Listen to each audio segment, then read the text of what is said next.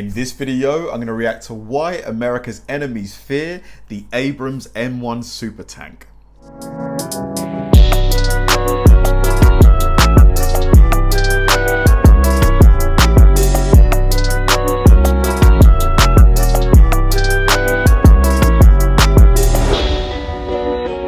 Hi guys, and welcome to another episode of Kabir Considers. This is the place where I react to music, media, sports, anime, anything related to popular culture. I'll watch it with an open mind and give you my 100% honest reaction to it. And if you could please hit that like button early, I'd really appreciate it. Now this should be genuinely fun because, as you guys probably know by now, I've got a real fascination with the military, the equipment, the aircraft, the weapons, the personnel, the structure, the hierarchy, pretty much everything about it. It's really interesting to me. And the M1 Abrams, I think, has been the long-standing tank in use by the military. Obviously there's other iterations, there's other tanks as well, but the M1 Abrams I think has been around for a while. I remember watching Band of Brothers, which obviously was set 70-80 years ago, and they had M1 Abrams even back then. So it's been a real mainstay for a long time. And the M1 Abrams super tank, like, goodness knows what kind of upgrades has happened to the M1 over the years.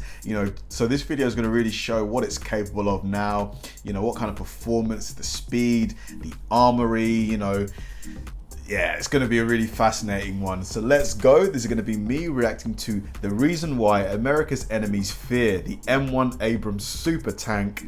Let's do it. All right, man, that thing's a beast. Hello everyone, today we'll show you why Russia and China fear America's M1 Abrams tank. Man. So don't forget to support our channel by pressing the subscribe. That thing can really move, considering it probably weighs, if I had to guess, that thing looks like it weighs something like 10 tons, something like that. Subscribe button below. Click if you like it and share to social media so your friends know what you know. Thank you. Back in the 1990s, I recall reading Tom Clancy's loving paean to the M1 Abrams armored cav, in which he related that the unkillable tank had never been knocked out by hostile fire. Wow, never. The Abrams 120mm cannon effortlessly peeled the turrets off of T-72 tanks during the Gulf War, while Russian anti-tank missiles and 125mm shells couldn't pierce the American tank's Chobham armor. Wow. In fact, the Abrams' own gun reportedly struggled to penetrate the Abrams' depleted uranium armor. No way. So the the actual gun of the M1 Abrams itself couldn't get through the armor. That's incredible. I mean, that just shows you the how thick that armor must be. Since then, the Abrams has been involved in a lot more war, and it has had to forsake its invincible reputation. During the U.S. invasion and occupation of Iraq, several were knocked out by massive IEDs or RPGs in the vulnerable rear armor, others by advanced Russian-made anti-tank missiles such as the AT-14 Cornet. In the ongoing conflicts in Yemen and Iraq, dozens of Saudi and Iraqi Abrams have been taken out by such missiles. The Abrams also hasn't encountered modern tanks. In fact, the Abrams is hardly unrivaled in its very heavy weight class. Other vehicles such as the German Leopard 2, the British Challenger 2, the French Leclerc, and Israeli Merkava 4 possess similar firepower and protection. Whew, look at that. Oh my god, you would not want to be on the wrong end of that. No. No, you would not. Levels, though of course each type has its advantages and disadvantages. However, none of them were likely to ever be shooting at an Abrams, so it wasn't a problem. For decades, the most threatening potential opponent was the Russian T-90 tank, a vehicle which has a fighting chance against the Abrams but is hardly a peer. Russia's new T-14 Armata tank finally does present a peer challenge to the Abrams, while the Abrams still appears to have a slight edge in conventional armor. The Armada compensates with a combination of explosive reactive armor and a sophisticated radar-guided activation protection system, APS, intended to shoot down incoming projectiles. Wow. The T-14's new 2A82 125mm. Hold on, so did he just say that, you know, it would be able to shoot down incoming projectiles? I mean, that must, because to be able to detect a projectile heading for you at speed, identify where it is, determine what trajectory your own projectile must travel at to take it out, this must happen rapidly. That's some really impressive tech. Also has improved armor penetration, meaning the Abrams frontal armor may be vulnerable at shorter combat ranges, possibly 1,500 meters and less. While it's still debatable which is the superior tank, they clearly both are capable of destroying each other. The point is that the Abrams can no longer assume the inferiority of opposing tanks. The SEP V3 Abrams. Another thing they used to say in the 90s was, the Army doesn't do cities. During the U.S. invasion and occupation of Iraq, which involved a gazillion military operations in urban terrain, a tank urban survival kit, Tusk, was rushed into service with a number of upgrades to cope with potential ambushes from any direction. Many of those upgrades have been standardized in later Abrams, including improved belly armor, a crew remotely operated weapon station, CROWS, wow, basically a remote-controlled 50 caliber machine gun so that the crew isn't exposed when firing, and add-on explosive reactive armor, ERA, to the vulnerable side. When he says reactive armor, like, what does that actually mean? Does that mean that the armor, if it's impacted, maybe shifts its positioning or something like that? Like, I'd love to delve more into that. Of the turret. Whoa, man. That thing packs a punch. The U.S. Army had long eschewed ERA as it can wound nearby friendly infantry and can get used up. However, it served as a relatively lightweight and inexpensive means of defending the Abrams' vulnerable side armor from concealed enemy rocket-propelled grenade teams. The latest Abram variant is an upgrade package, the M1A2 SEP V3. Many of its features are practical rather than sexy, upgraded computers, and a new auxiliary power unit, APU, that allows the Abrams to keep its sophisticated systems running while the engine is off, improving the fuel efficiency of the Abrams' notoriously thirsty turbine engines. Maintainability is... That thing must guzzle so much fuel. I mean, just to be able to move that thing around, like, he's not yet said what it weighs, but it must it's miles per gallon probably isn't very good. It's improved with modular replaceable cabling. There are some lethality upgrades, notably a data link to connect with new advanced multi-purpose programmable airburst shells.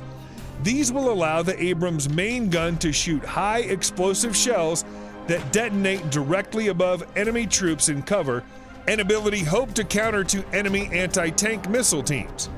Other detonation modes, including one optimized for penetrating walls, are also available. An improved forward-looking infrared sensor, FLIR, will upgrade the Abrams' detection capabilities and main gun accuracy. A revised lower-profile remote-controlled machine gun also sports improved cameras. Finally, and possibly most importantly, the M1's depleted uranium armor package has been improved. How much, you ask? The Defense Department sure ain't telling. ERA, however, does not appear to be in the default package. A jammer for disabling wireless IEDs has also been installed.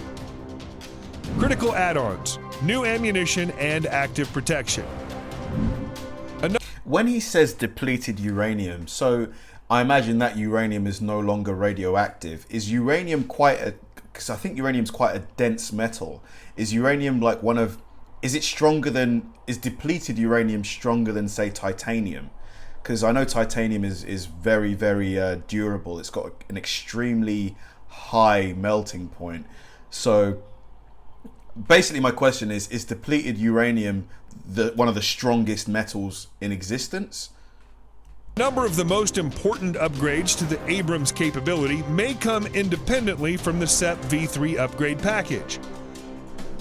The first already began entering service in 2015, the M829A4 armor-piercing fin-stabilized discarding shell. Man, look how many pellets are in that.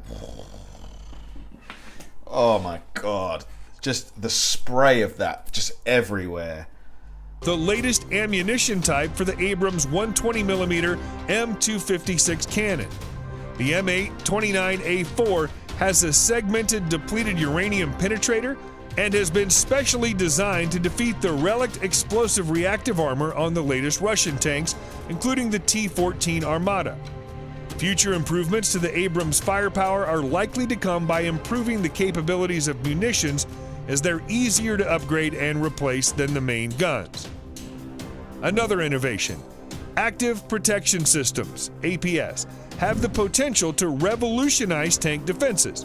The best combine soft kill measures that obscure the tank and mislead guided missiles, as well as hard kill measures that literally shoot down incoming projectiles. It's crazy. These are generally most effective against missiles, though theoretically may be effective against tank shells.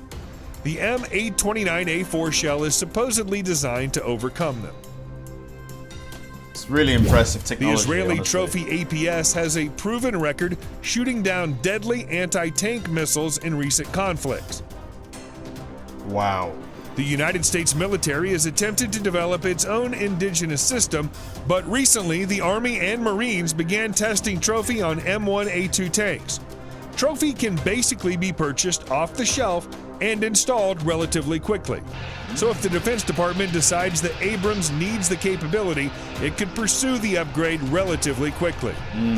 So there isn't a need to actually create the technology yourself, because you can just pretty much buy the package and install it on the tank. That's pretty useful, but I imagine the US would rather have its own, proprietary technology rather than just buying it from another nation. Another upgrade that could be installed quickly if desired would be a laser warning receiver, LWR. An LWR would notify the Abrams crew if their vehicle was being painted by an enemy laser rangefinder and guidance system, giving the crew an opportunity to hit the reverse pedal and back the tank out of danger. It should be stressed that there are no definitive plans to install the latter two technologies in the SEP V3 Abrams. However, they are obvious upgrades that could be implemented quickly and at a reasonable cost.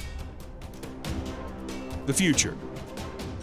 The Army is currently planning to develop a more radical upgraded Abrams by 2020, the M1A3. Details are sketchy, but reducing the Abrams' roughly 70-ton weight appears to 70 tons.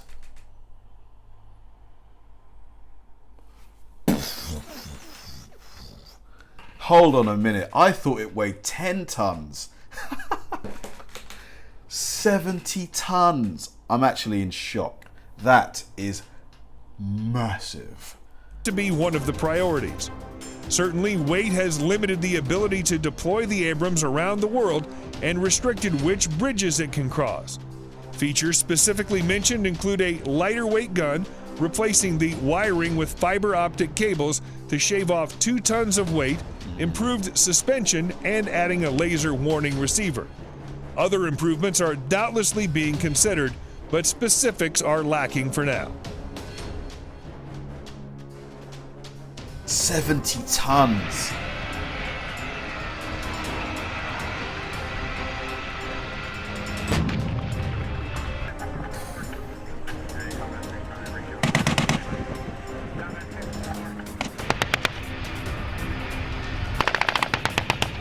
Man, that thing is like a fortress on wheels.